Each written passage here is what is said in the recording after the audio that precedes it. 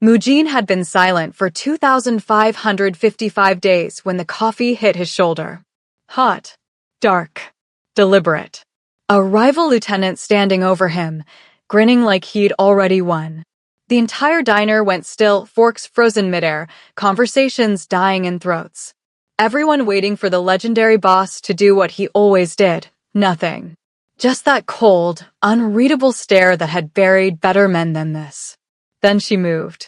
The waitress, Mitchell, her name tag read, stepped between them with a tray still balanced in one hand. "Sir, I'm so sorry about the mess," she said, her voice steady despite the tremor in her fingers. Before Mujin could slide his notepad from his pocket, before his men could reach for their concealed weapons, she did something that shattered 7 years of carefully constructed silence. She leaned down and kissed him. The absolute insanity of it stopped time itself. Her lips pressed against his soft, warm, tasting faintly of mint and panic. Not passionate. Not romantic. A desperate, clumsy act of defiance against men who thought they could humiliate someone in her section. Her hand braced against his shoulder for balance, and Mujin felt something crack inside his chest. Not his ribs. Something deeper. Something that had been locked behind steel and scars and the weight of a brother's funeral. When she pulled back, her brown eyes were wide with mortification and adrenaline, searching his face like she'd just realized she'd kissed a man who could have her disappeared with a gesture. But Mujin wasn't looking at her anymore. He was staring at the lieutenant, who'd gone pale as winter, at the diner full of witnesses, at his own hands that had instinctively, impossibly reached up to touch where her warmth still lingered on his lips. And then, for the first time since his brother's blood had soaked into concrete, Mujin opened his mouth and spoke. "Get out." The voice that emerged was gravel and rust, a sound scraped from the bottom of a well, but it filled the diner like thunder. The rivals stumbled backward.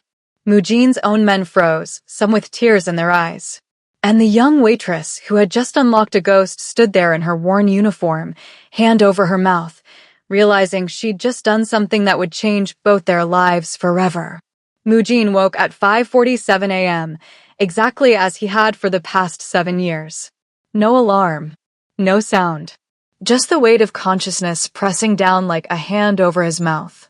He dressed in the dark, charcoal suit, white shirt pressed with military precision, the heavy steel watch that had stopped keeping accurate time somewhere around day 400.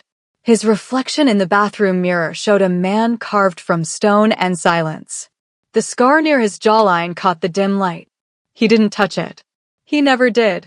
Breakfast was black coffee and yesterday's rice, eaten standing at the kitchen counter while reading reports his men had left in a manila folder by the door. Revenue numbers. Territory disputes. A list of names, some circled in red, meaning problems that needed solving. He wrote his responses in neat Korean script on sticky notes, his handwriting the only voice his empire heard anymore. The car arrived at 6:30. His driver, Min-soo, had learned years ago not to attempt small talk. The silence in the back seat was a living thing, thick enough to choke on. Mujin watched the city blur past, neon signs going dark as dawn crept over Seoul, street vendors setting up their carts, ordinary people living ordinary lives with ordinary voices. He used to talk. Before his brother's wedding that never happened.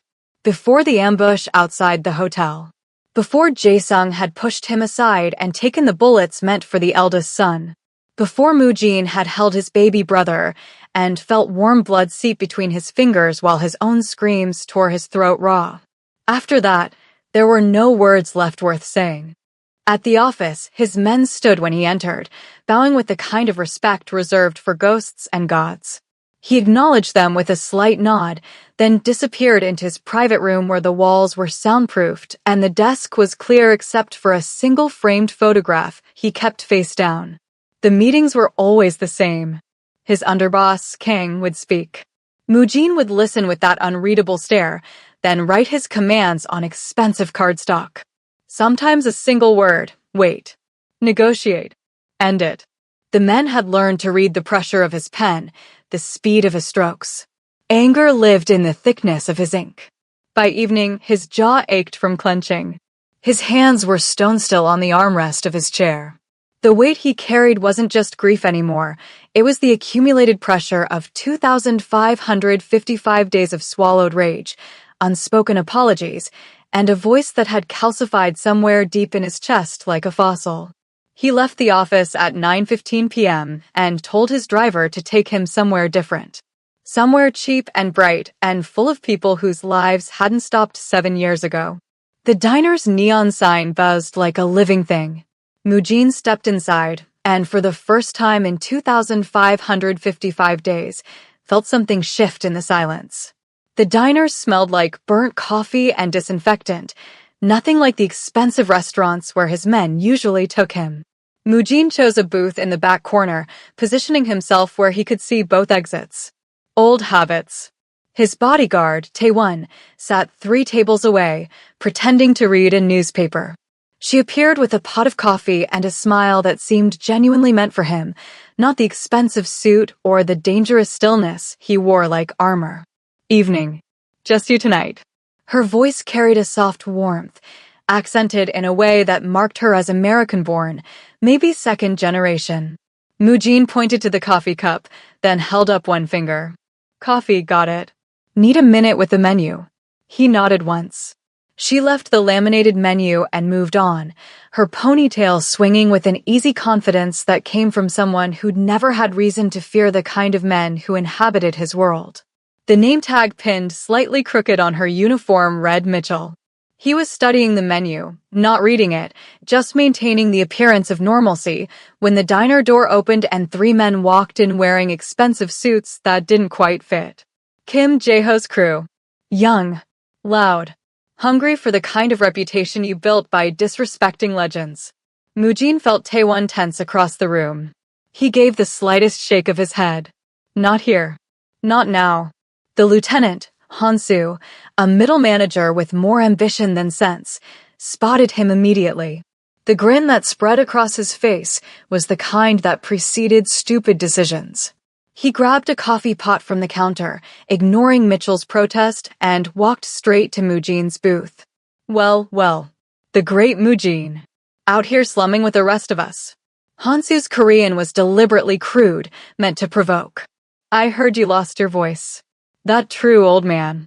Mujin met his eyes with the stare that had made grown men confess to crimes they hadn't committed. Empty.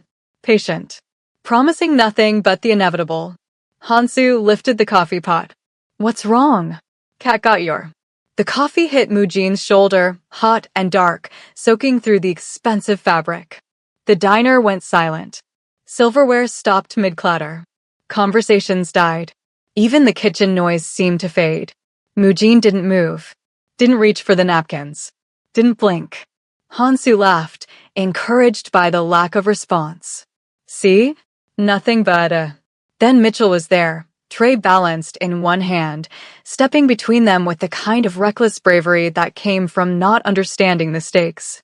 Sir, I'm so sorry about the mess. Her voice trembled but held. Mujin's hand moved toward his jacket pocket, toward the notepad where his voice lived in ink. And then she kissed him. The world narrowed to the softness of her lips, the sharp intake of her breath, the warmth of her hand bracing against his shoulder. Something in his chest cracked open like a door that had been sealed shut, and air rushed in where there had been only stone and silence. She pulled back, eyes wide with the dawning horror of what she'd just done. Mujin's throat burned. His hands moved without permission, touching his own lips where her warmth still lingered. He looked at Hansu, who'd gone pale, and spoke. Get out. The voice was destroyed. Gravel scraped over rust. But it filled every corner of the diner like thunder after 7 years of drought. Hansu and his crew fled like roaches when the lights came on. Mujin sat in the coffee-stained booth, his throat still burning from those 2 words, and watched the waitress disappear into the kitchen. She didn't come back out. Not while he waited. Not when Taewon paid the bill with enough cash to cover a week's worth of coffee. Not even when Mujin stood at the door for a full minute, staring at the space where she'd been. By the time they reached the car, his voice had already retreated back into silence, but something fundamental had changed. The air tasted different. His chest felt hollow and vast, like a room that had been locked for years suddenly opened to let the light in. Find her, he wrote on a card and handed it to Taewon. It should have been simple. The diner had employee records. She'd worn a name tag. But when Kong called the next morning, his voice carried the careful tone of a man delivering bad news to someone who'd recently remembered how to kill with words. The name on her application was incomplete, sir.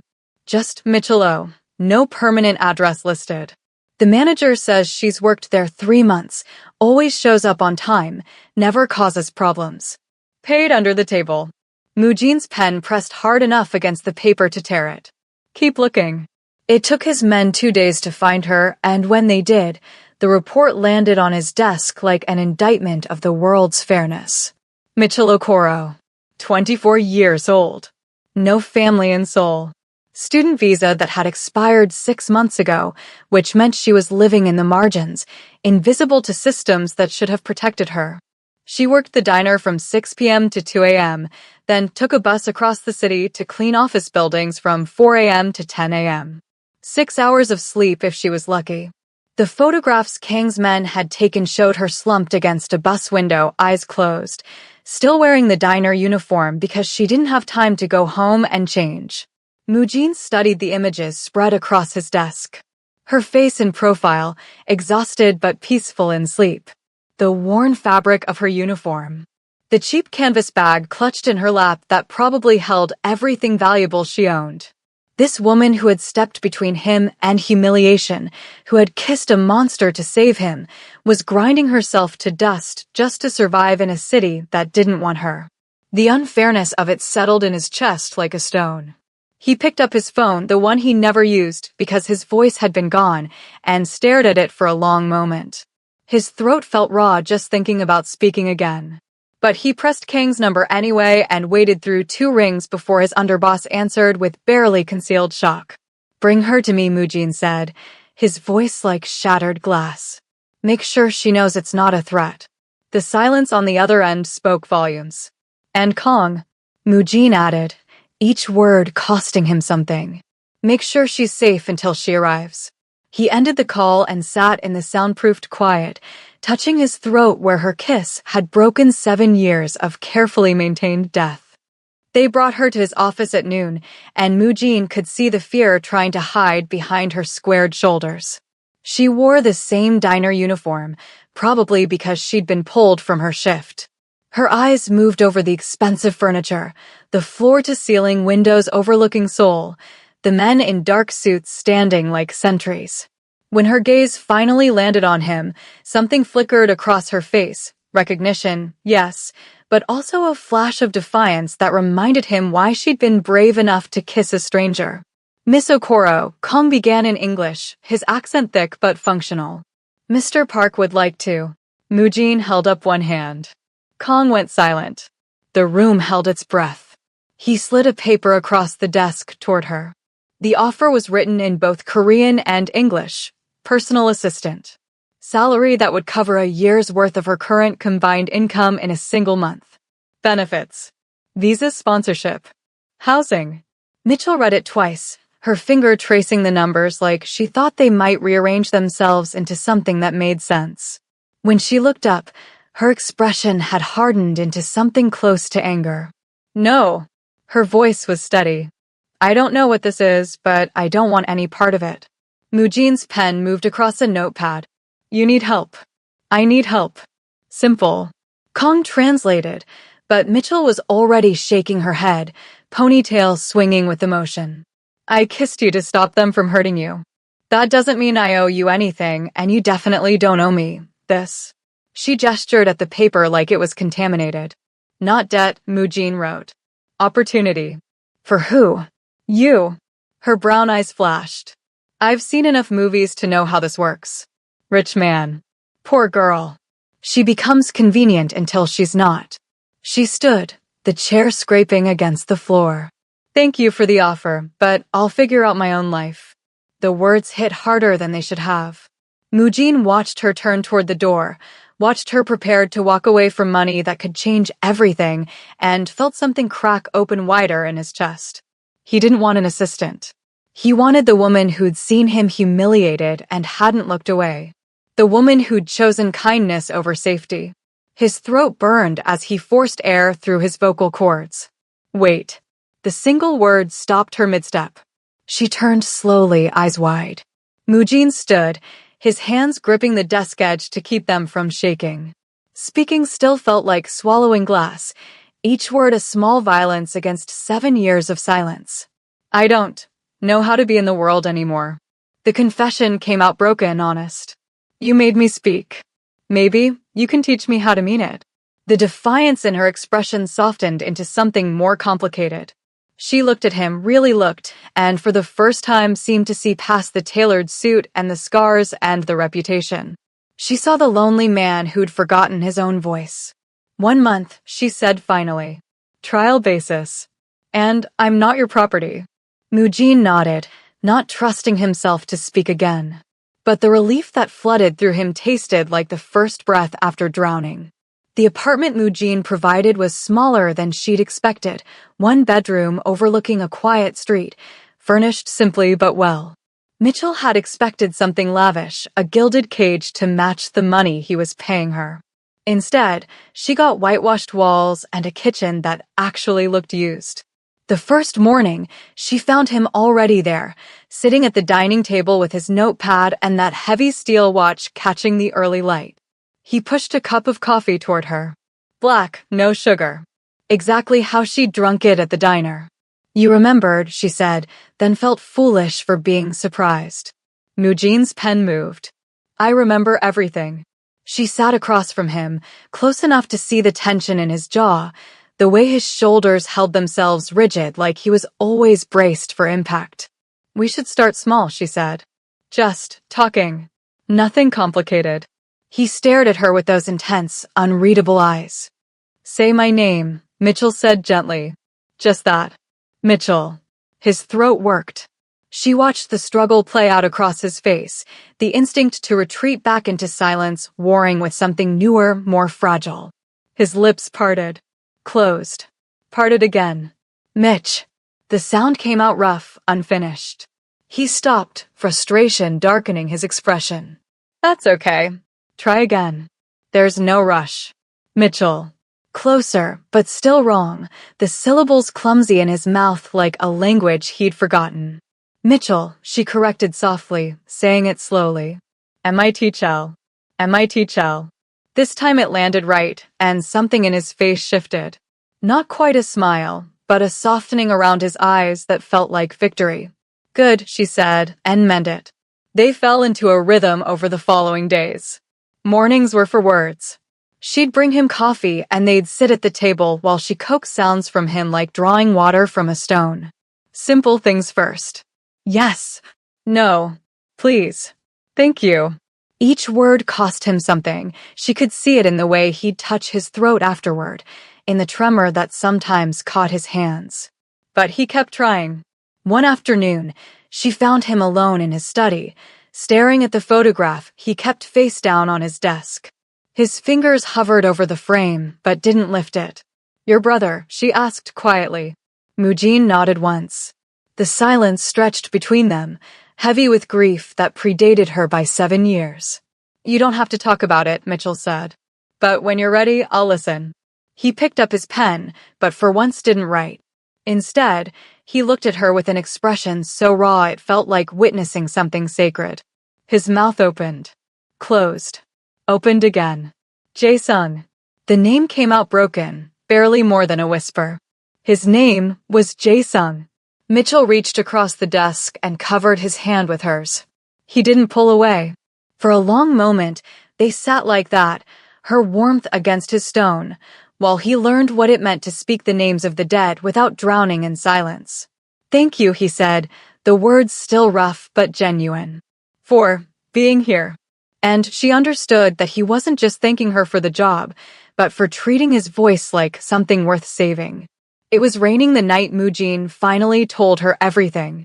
They'd been working together for 3 weeks, and Mitchell had learned to read the silences between his words, the way his jaw would tighten when memories pressed too close, how his fingers would trace the scar near his jawline when he was deciding whether to speak or retreat. He'd called her to his private office after everyone else had gone home.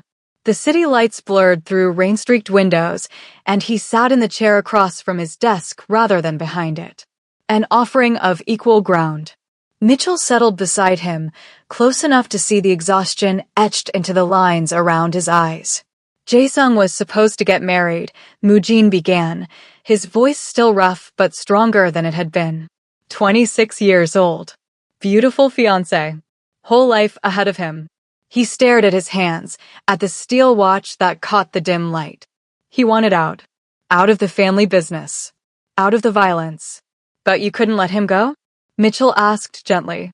I encouraged it. The words came harder now, weighted with old guilt. Told him to be happy. To be normal. His throat worked. The rival families saw it as weakness. My father's air going soft. They decided to send a message. Mitchell waited, giving him space to breathe between sentences. They came for me. Outside the hotel the night before the wedding. 3 men with guns. Moojin's hand moved to the scar on his jaw, touching it like he could still feel the blade. Jae-sung was supposed to be inside with his bride. But he saw them. Saw what was coming. The rain intensified against the windows, filling the silence. He pushed me out of the way, Moojin continued, each word scraped raw. Took the bullets meant for me. 4 of them. I held him while he died. His voice cracked. He tried to say something at the end. Moved his lips. But no sound came out. Just blood. Mitchell's hand found his, fingers threading through his with quiet solidarity. I screamed until my throat bled, Moojin said. Screamed until security came. Until my father's men arrived. Until they covered Jae-sung's body with a sheet. He looked at her then, his eyes reflecting years of restrained anguish. And then I stopped. Because what was the point? My voice couldn't bring him back. Couldn't tell him I was sorry. Couldn't fix what my existence had broken. He unfastened the steel watch from his wrist with trembling fingers and held it out to her. This was his. He wore it every day. It stopped at 11:47 p.m. The exact moment his voice failed him. Mitchell took the watch carefully, feeling the weight of 7 years of silence pressing into her palm. The frozen hands. The scratched crystal. A monument to the second when everything ended. You've been carrying him, she said softly. Wearing his time because yours stopped too. Moojin nodded, and for the first time since his brother's death, allowed tears to fall without hiding them. Mitchell pulled him close, and he collapsed against her shoulder like a building finally giving way to inevitable ruin, his silent sobs shaking them both while the rain washed the windows clean. The call came at 2:47 a.m. Moojin answered before the second ring, years of instinct pulling him from sleep. Kang's voice was tight with barely controlled fury. The diner. They hit the diner. Moojin was dressed and moving before Kang finished explaining. Mitchell emerged from her room, eyes still heavy with sleep, but alert enough to read the violence gathering in his silence. What happened? She asked. Get dressed, he said, the words sharp. Come with me. The diner looked like a war zone. Shattered glass glittered across the sidewalk under harsh police lights. The neon sign that had buzzed with life now hung crooked, half the letters dark. Someone had spray-painted a message across the front window in red, "The Mute King bleeds." Moojin stood across the street, his hands clenched so tight his knuckles had gone white. Taewon appeared beside him, his report delivered in clipped Korean. Kim Jae-ho's crew. 6 men. They came after closing, roughed up the night manager, smashed everything. Said they were looking for the boss's whore. The word hit Moojin like a physical blow. He felt Mitchell stiffen beside him, her hand finding his arm. They asked about me, she said quietly. Not a question. Moojin turned to her, and she saw something dangerous flickering behind his eyes, the restrained rage that had lived dormant for 7 years now stirring awake. They wanted to send a message, he said, his voice low and rough. That I've gone soft. That caring about someone makes me weak. And does it? Mitchell asked, though her voice trembled.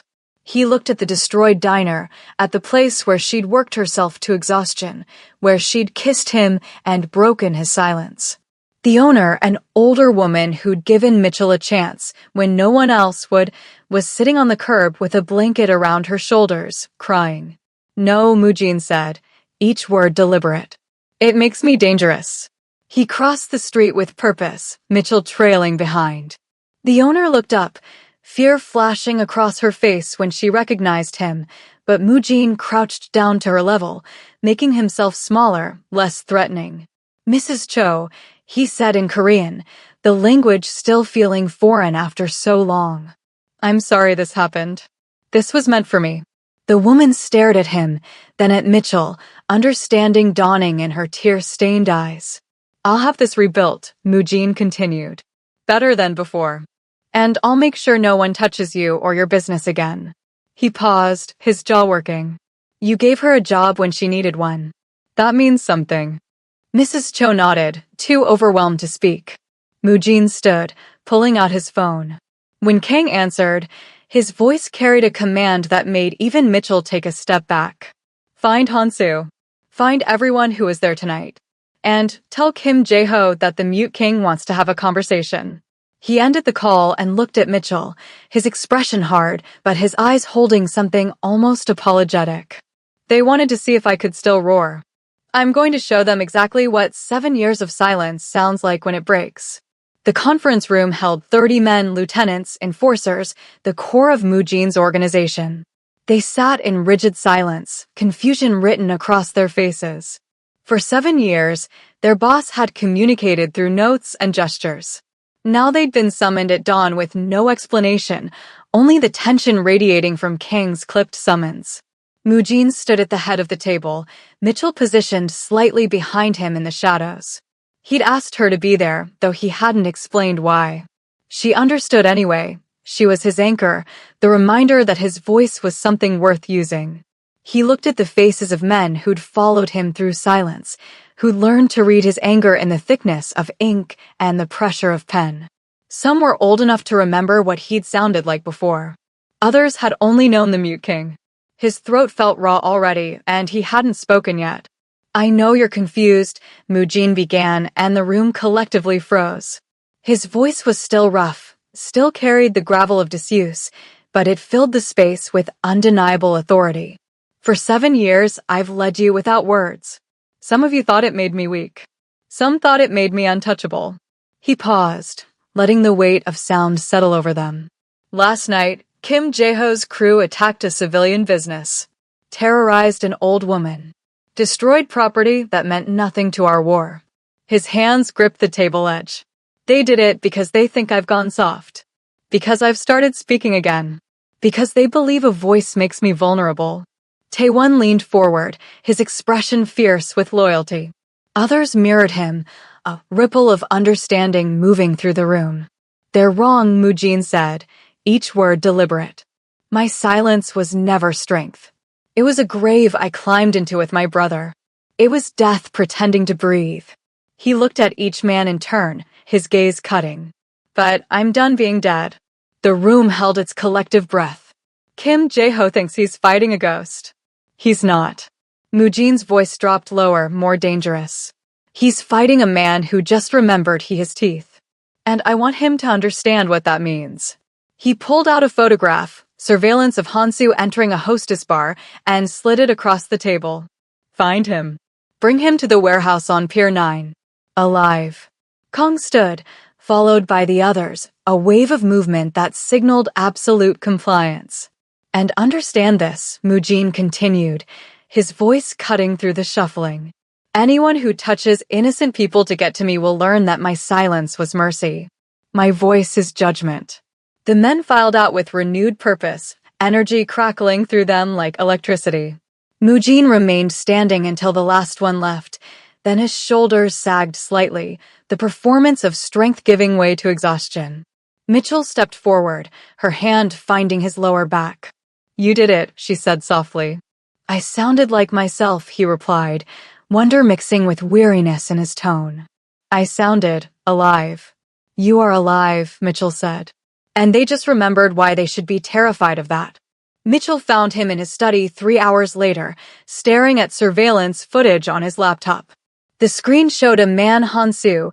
She recognized him from the diner, being dragged into a warehouse by Taewon and 2 others.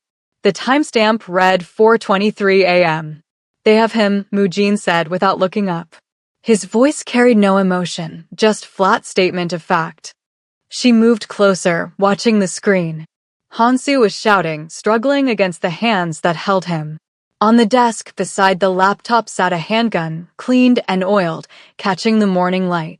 What are you going to do? Mitchell asked, though part of her didn't want to know. What I should have done when he disrespected me at the diner. Moojin finally looked at her, and his eyes held that cold, unreadable stare she'd first seen, the one that promised violence without flinching. Make an example. The words settled between them like stones. Moojin. He called you a whore, he interrupted, his voice hardening. He destroyed a woman's livelihood to prove I was weak. These aren't misunderstandings, Mitchell. This is war.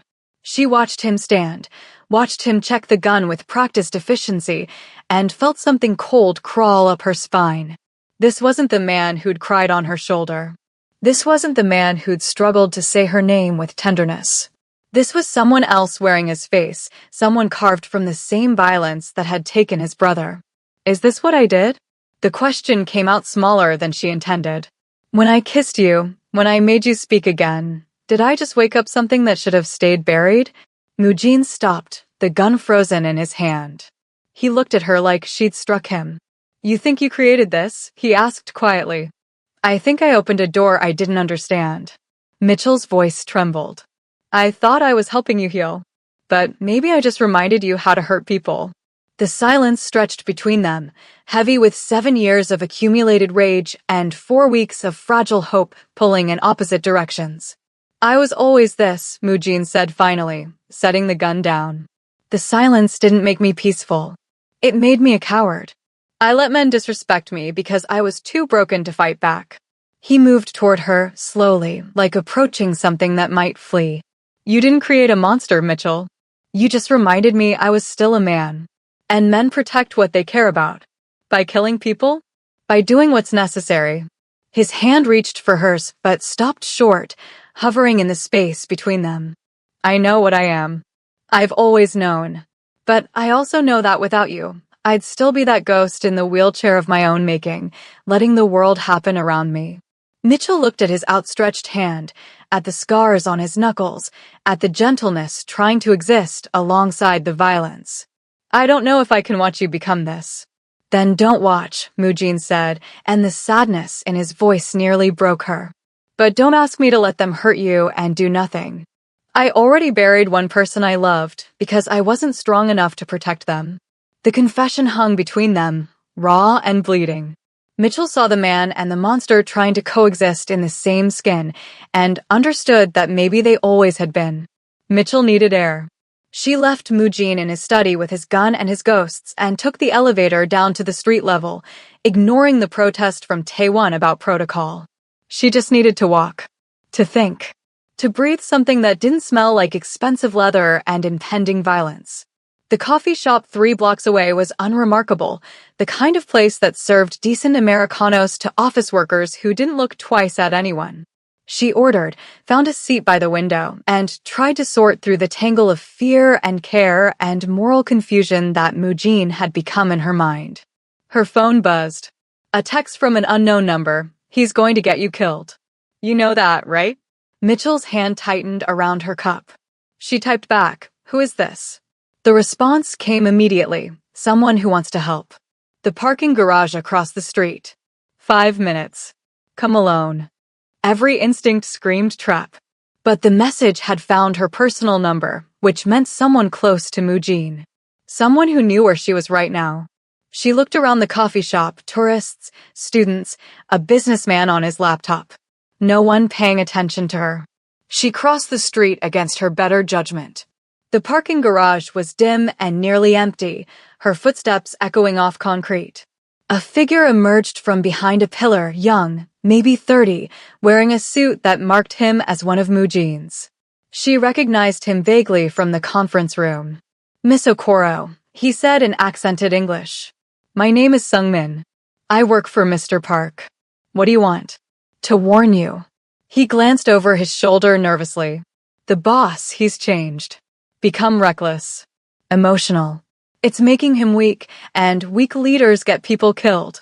Mitchell took a step back. "If you're trying to turn me against him." "I'm trying to save you," Sungmin interrupted. "Kim Jae-ho's people, they know about you. They know you're his weakness. And Mr. Park, he's so focused on protecting you that he's not seeing the bigger picture. The whole organization is at risk." Something felt wrong. The way he stood. The way his eyes kept darting to the shadows behind her. Mitchell turned too late. The cloth came over her mouth and nose, chemical sweet and suffocating. She tried to scream, to fight, but her limbs went heavy. The last thing she saw was Sungmin's face, guilt and greed warring in his expression as he pocketed what looked like a thick envelope. "I'm sorry," he said, and he might have even meant it. But they paid better than loyalty. The world tilted sideways. Strong hands caught her before she hit the ground.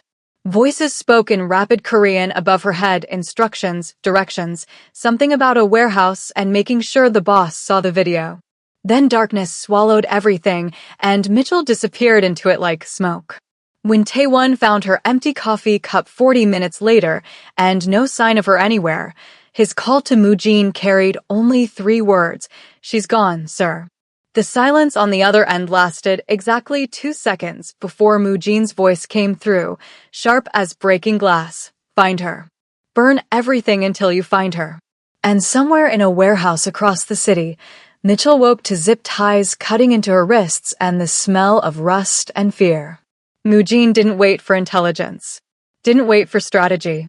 The moment Kang's men traced Sungmin's phone to the industrial district, he was moving 15 vehicles, 40 men, and a rage that had been building for 7 years finally given direction. He rode in the lead car, no longer hidden in the back seat, but sitting forward, visible. The gun felt natural in his hand now, an extension of the violence he'd been swallowing since Jae-sung's blood had soaked into his shirt.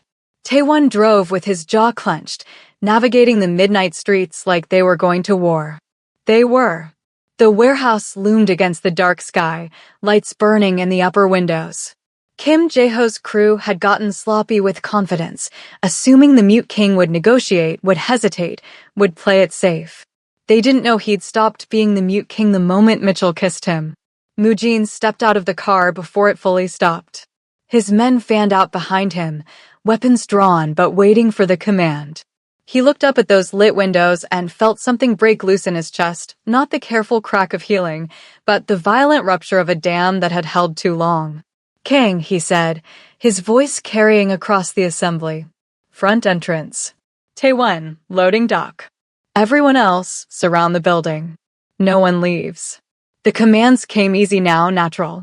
His voice wasn't just sound anymore, it was authority made audible. "And when we're inside," Mujean continued, his tone dropping to something darker, "anyone between me and her becomes a memory." They moved like a machine, coordinated and lethal. The front door exploded inward under Kang's battering ram. Mujean walked through the smoke and splintered wood into chaos, shouting men, scrambling bodies, the sharp crack of gunfire that he'd heard in nightmares for 7 years. But this time he wasn't frozen. This time he wasn't watching his brother die. "First floor clear," someone shouted. "Keep moving." Mujean roared back, his voice cutting through the noise like a blade. "She's upstairs." He took the stairs 3 at a time, Taewon and 4 others behind him. A guard appeared at the landing, young, terrified, barely old enough to shave. He raised his gun with shaking hands. "Drop it or die," Mujean said, and the boy heard death in those 4 words. The weapon clattered to the floor. The upper level was a maze of storage rooms and offices. Mujean kicked open each door, systematic and relentless. Behind the 3rd door, he found Hansu standing over Mitchell, who was bound to a chair, her lips split and bleeding. Hansu's gun came up. One more step and Mujin shot him through the shoulder before he finished the threat. The man crumpled with a scream. That was for the coffee, Mujin said, his voice absolutely calm. He crossed to Mitchell, holstering his weapon and pulling a knife to cut her restraints. This is for touching her. He didn't kill Hansu. Death was too quick, too merciful. Instead, he looked at Taewon. Make sure Kim Jae-ho understands what happens when you take things that belong to me. Then Mujin gathered Mitchell into his arms, her body trembling against his chest, and carried her out of that warehouse like she weighed nothing. Behind them, Hansu's screaming echoed through the building, a message written in pain that the mute king was dead, and the man who replaced him had learned to roar. The rain had started again by the time they reached his apartment, washing the city clean the way it had the night he'd told her about Jae-sung. Mujin had refused to let the medics treat her at the scene, carrying her to his car himself, his jacket wrapped around her shoulders. Now she sat on his bathroom counter while he cleaned the cut on her lip with careful, trembling hands. You came for me, Mitchell said quietly. Her voice was hoarse, raw from screaming. Did you think I wouldn't? Mujin's hands stilled, the antiseptic-soaked cotton hovering near her face. I thought. She looked down at her wrists, at the raw marks left by zip ties. After what I said. About you being a monster. About not wanting to watch you become this. Her eyes filled. I thought maybe you'd decide I wasn't worth the trouble. Mujin set down the cotton and cupped her face with both hands, forcing her to meet his eyes. Mitchell. Her name came out rough but tender. You kissed me in a diner to save me from humiliation. You taught me how to say your name. You sat with me while I cried over my brother. His thumbs brushed away the tears sliding down her cheeks. You think any of that made you disposable? I was afraid, she whispered. I know. He rested his forehead against hers, breathing her in alive, safe here. I am what you saw. I won't lie about that. I hurt people. I give orders that end lives. I exist in a world where violence is the language everyone speaks. He pulled back just enough to see her eyes. But with you, I'm learning a different language. One I forgot I knew. What language is that? Hope, Mujin said simply. The belief that I can be more than what grief made me. That I deserve to exist in more than just silence and shadows.